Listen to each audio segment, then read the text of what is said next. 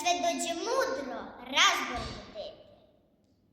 Slavno su mu Rastko na denu ime, zbog mudrosti roditelji ponosili njime.